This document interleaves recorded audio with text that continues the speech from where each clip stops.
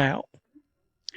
Now, why did I do that? Well, I did it because I wanted to make sure that we saw whether or not there would be any residual effects from Breanna Stewart coming out holding a sign saying abolish. Those are the words of someone who knew exactly what was coming. He waited specifically for Monday's ratings because he grasped something most people missed.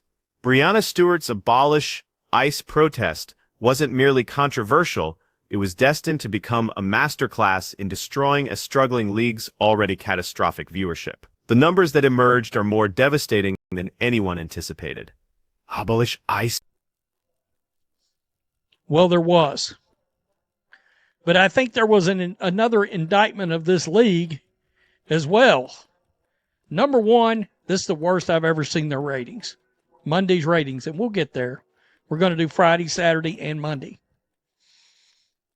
But it also shows you how few people outside of, if I'm just being real, some activist fans are watching this league. That's the indictment right there. That's what happens when your ratings plummet to historic lows and barely anyone notices because you had virtually no viewers left to lose.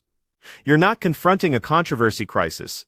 You're facing an existential threat. Unrivaled just delivered ratings so disastrous that TNT executives are likely conducting crisis meetings about that $16 million contract they inked. To grasp how we reached this point, we must examine what the league was proclaiming just 1 week before this catastrophe. Off. Now, in case you don't remember, this was just 7 days ago. All right, a 48% increase over 2025. $40 million in league revenue in its second season. And I was like, interesting. And what made that interesting is, well, the media rights deal from TNT is $16.667 million of the A 48% revenue increase. That seems remarkable until you crunch the numbers. $40 million in total revenue for Season 2, with $16.667 million originating from a single source, the TNT media rights deal. This 6-year contract includes a 3-year option, allowing TNT to exit in 2027 if desired. Here's what makes this figure telling. The WNBA recently secured a media rights agreement worth over $200 million annually, while Unrivaled receives $16 million total. That's not a media rights deal, that's the remaining $40 million comes from investor capital, not basketball income, merchandise sales, or ticket revenue. It's investors cutting checks, hoping this venture eventually succeeds. done for. And this $40 million revenue is not basketball generated. This is investor generated. Well, at some point, investors want returns. They want to see what was generated. So let's just jump into this. This is Friday, okay? Last Friday. This is prior to Breanna Stewart. Right here, the Phantom versus Vinyl, TNT, did 30,000 viewers in the 18 to 49 ad demographic. The Mist and Rose, 30,000 viewers in the ad demographic. That same game, I guess, was the Phantom Vinyl game was simulcast on True TV, did another 20,000 viewers. Look at these ranks far as actual total. Let's examine what unfolded during those 3 days, because the sequence reveals everything. Friday, January 31st, before Breanna Stewart's demonstration, the Phantom versus Vinyl matchup on TNT attracted 30,000 viewers in the 18 to 49 demographic. The Mist versus Rose contest also drew 30. The Phantom Vinyl simulcast on True TV added 20,000 more. For those unfamiliar with cable ratings, total viewership typically quadruples the demo figure, suggesting games reached approximately 120,000 total viewers on strong nights. These contests ranked 145th and 129th in cable rankings, respectively. Saturday, February 1st, saw the Lunar Owls vs. Breeze game achieve 30,000 in the demo, placing 143rd overall, while Laces vs. Vinyl managed 20,000, ranking 1. We're discussing total viewership potentially falling below 100,000 for some games, and this preceded the controversy. Let me take you back over the weekend. Right? Breanna Stewart explains her abolish ICE sign. She came out holding this sign right here, abolish ICE. I made a video on that, and I triggered some of the retards that were subscribed to this channel, and I waved at them as they went right off into the sunset. The next day I replaced every one of them with a follow-up video. All those subs came back. Not those people, but, people with common sense came back. Blew right past them. So I got them back, plus some. And Breanna Stewart, of course, run her mouth with this, abolish ICE, which means having policies to uplift families and communities instead of fueling fear and violence, human lives. This marks the pivotal moment. Breanna Stewart emerged, holding a sign declaring abolish ICE during warm-ups. Her rationale, supporting policies that uplift families and communities rather than fueling fear and violence, emphasizing human lives at stake. The backlash erupted within hours, not just from casual viewers, but from the core audience still watching. This proved particularly tone-deaf because it occurred days after Laken Riley's murder trial concluded. Riley, a 22-year-old University of Georgia nursing student, was killed by an illegal immigrant in February 20. The trial concluded in late January 2025, becoming a flashpoint in immigration debates. Stewart mentioned nothing about Laken Riley or the victim, only the political statement about abolishing the deportation agency. Well, it got worse on Monday. This is Monday's ratings right here. The Lunar Owls versus the Hive had 50,000 viewers. Wow, that's kind of a miracle, frankly. That's kind of a miracle.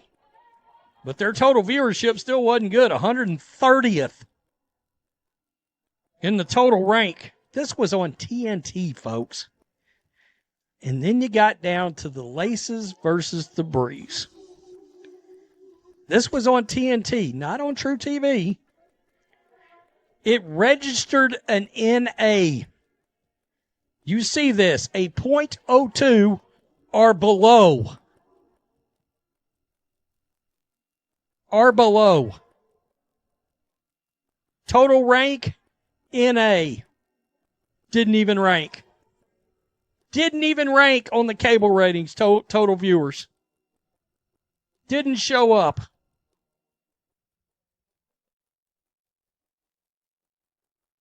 Monday, February 3rd, delivered catastrophic results. The Lunar Owls vs. Laces TNT game pulled 50,000 demo viewers, appearing like improvement until realizing it ranked only 130th in total cable viewership.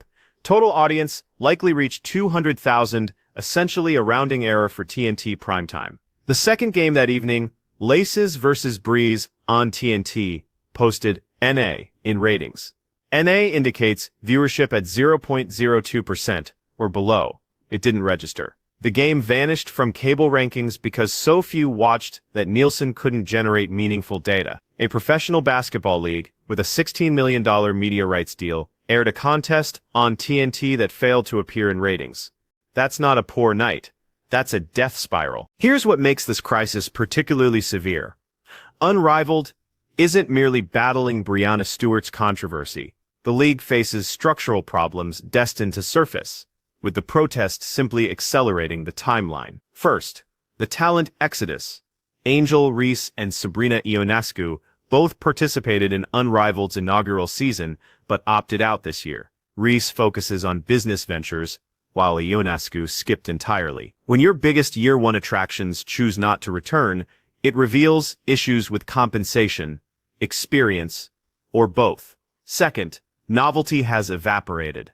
Last year, Unrivaled was fresh, drawing curious viewers to witness professional women's 3-on-3 basketball. This year, without curiosity, the league needed audience growth, but hemorrhages viewers weekly. Third, financial mathematics don't work. That $40 million revenue sounds impressive until considering player salaries for 30 athletes across 6 teams: Miami facility rentals, production costs, marketing, operations, and travel. TNT money covers portions, but investors fund the remainder. Investors don't eternally finance losses, they fund growth. When ratings drop 70% year over year, and marquee games fail, Nielsen registration, that's not growth, but financial combustion. Fourth, Warner Bros. Discovery faces potential sale, making existing contracts subject to re-evaluation. If new ownership examines payment versus viewership delivery, that $16 million contract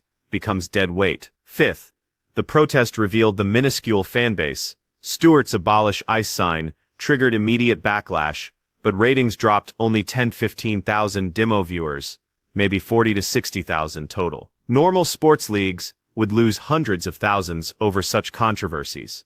Unrivaled's tens of thousands loss proves they lacked hundreds of thousands to lose, already on life support, with the controversy making it obvious. The timeline ahead is brutal. March 2025 allows TNT early opt-out decisions. Summer 2025 concludes WNBA-CBA negotiations, with players lacking leverage, if Unrivaled posts these numbers. And January 2026 theoretical third season may not materialize if trajectories continue. The tragedy is Unrivaled showed potential with watchable format, solid production, and viable 3-on-3 basketball as niche programming. Instead, they accepted investor money, signed media deals creating unrealistic rating pressures, then watched players generate controversies, alienating their small audience. Sustainable sports leagues can't survive on activist patronage alone. They need casual viewers wanting basketball without political statements, returning weekly. Unrivaled loses all of them, leaving a league posting historic rating lows, burning investor cash, watching backup plan narratives collapse, hoping TNT doesn't terminate in March. Players positioning this as WNBA alternatives better hope CBA negotiations succeed, because their leverage evaporated, with Breanna Stewart becoming Unrivaled's collapse symbol. The question isn't whether Unrivaled can recover, it's whether anyone wants to fund recovery attempts, when ratings suggest no recoverable audience remains. This league isn't struggling, it's failing in real time on national television, for everyone to witness.